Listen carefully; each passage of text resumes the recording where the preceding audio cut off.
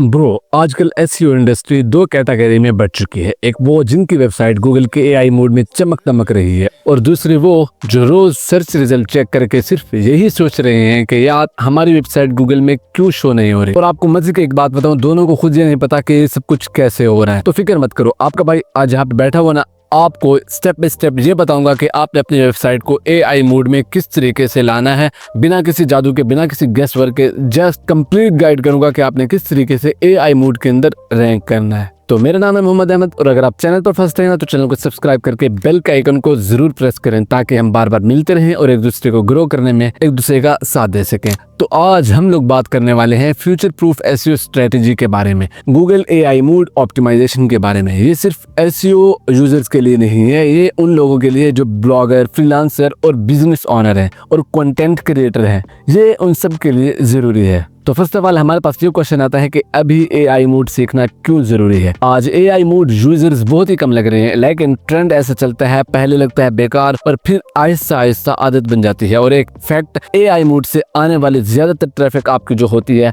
ज्यादातर आपके पास qualified user आते हैं, क्योंकि यूजर पहले से ही रिसर्च करके आपकी वेबसाइट पे लैंड करेगा। तो कन्वर्जन चांसेस आपकी नॉर्मल वेबसाइट की ट्रैफिक से 3 to 4 टाइम बढ़ के होंगे। सो अगर तुम अभी से ही ऑप्टिमाइज करना शुरू कर दोगे तो कल आपके लिए सेफ रहेगा। तो अब बात करते हैं स्टेप 2 के अंदर, नॉर्मल सर्च और एआई मोड के अंदर डिफरेंस क्या है। तो देखो, नॉर्मल सर्च में गूगल 10 बेस्ट पेजेस को पिक करके लिस्ट बना देता है, टाइटल, डिस्क्रिप्शन, लिंक्स, बस काम खत्म। और एआई मोड में आपको एक एक्स्ट्रा स्टेप मिलता है, गूगल उन पेजेस का कंटेंट लेके एक डायरेक्ट आंसर बना के देता है। ये स्टेप गूगल के लिए एक एक्स्ट्रा काम है। तो अगर हम अपने कंटेंट को ऐसे बनाएंगे कि गूगल को आंसर बनाने में आसानी हो, तो हमारे वायरल होने के चांसेस स्काई रॉकेट हो जाते हैं, लाइक आसमान की बुलंदियों को छूने लग जाते हैं हमारे वायरल होने के चांसेस। ओके, तो अब बात करते हैं स्टेप 3 के अंदर हमारे पास आती हैं दो तरह की ऑप्टिमाइजेशन। तो मैं इनको डिवाइड करता हूं दो पार्ट्स में, एक है ब्रांड ऑप्टिमाइजेशन और एक है कीवर्ड ऑप्टिमाइजेशन। तो सबसे पहले बात करते हैं ब्रांड ऑप्टिमाइजेशन के बारे में। तो ब्रो लिसन, ब्रांड ऑप्टिमाइजेशन के अंदर आप अपनी ब्रांड की प्रोफाइल, जो आपके प्रोफाइल का नेम होगा, आपकी साइट का नेम होगा, गूगल या जेमिनी या किसी भी रिसर्च टूल के अंदर आपने जाके चेक करना है। सिंपल आपने सवाल ये पूछना है कि who is your website name, जो भी आपका वेबसाइट का नेम होगा, और वहां पे ये चीज चेक करो कि आपका सही जवाब है या नहीं, या गलत इन्फॉर्मेशन, कंफ्यूजन या मिसिंग डिटेल्स है। हर गलत या मिसिंग फैक्ट के लिए अपनी वेबसाइट को एक क्लियर सिंपल पेज बनाओ। जो भी गलत इन्फॉर्मेशन है उस पे अपना एक क्लियर सिंपल पेज बनाओ, like contact information, product, services, social media links, brand का नाम, location and business type and founder की बेसिक इन्फॉर्मेशन। लैंग्वेज सिंपल रखो ताकि गूगल का एआई कंफ्यूज ना हो। फिर इंश्योर करो कि ये पेजेस इंडेक्स हो रहे हैं या नहीं। इंडेक्स होने के बाद दोबारा जाके किसी भी रिसर्च टूल के अंदर, गूगल, जेमिनी या किसी भी रिसर्च टूल के अंदर जाके चेक करो दोबारा से, जब तक ये सारी इन्फॉर्मेशन आपके पास क्लियर ना आए। ये प्रोसेस आपने रिपीट करते रहना है।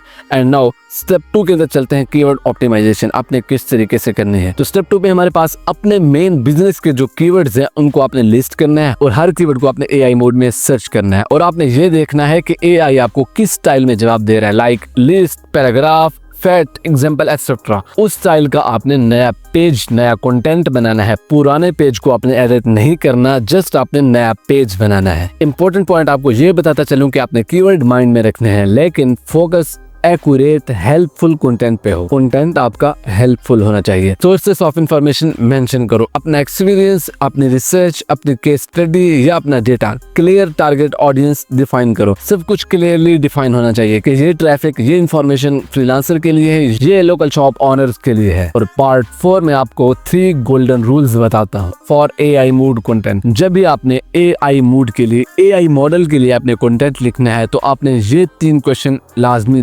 ध्यान में रखने हैं। First one is why you are writing this.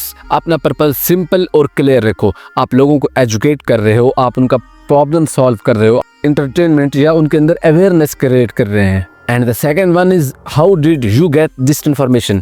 अपना सोर्सेज बताओ, अपना काम, अपना सर्वे, अपनी रिसर्च या अपनी ट्रेनिंग बताओ। And the third one is who can use it. अपने ऑडियंस को ये मेंशन करो ताकि एआई करेक्टली आपको मैच करे। तो दोस्तों, फर्क ये नहीं पड़ता कि आप एआई मोड को पसंद करते हैं या नहीं, जस्ट मैटर ये करता है कि तुम्हारी वेबसाइट एआई मोड के अंदर दिख रही है या नहीं। कल की आपकी जो ट्रैफिक होगी, फ्यूचर की ट्रैफिक, वो यही डिसाइड करेगा एआई मोड। तो यही तक थे सारे प्रोसेस, सारे स्टेप्स, आपने इन सबको फॉलो करना है ताकि आप इजीली और फास्टली गूगल के एआई मोड के अंदर इजीली रैंक कर पाएं। तो मिलते हैं किसी अगली अमेजिंग और स्किलफुल वीडियो में। तब तक अपने और अपने प्यारों का रखिएगा बहुत सारा ख्याल। Take care, till next video, अल्लाह हाफिज। पाकिस्तान जिंदाबाद।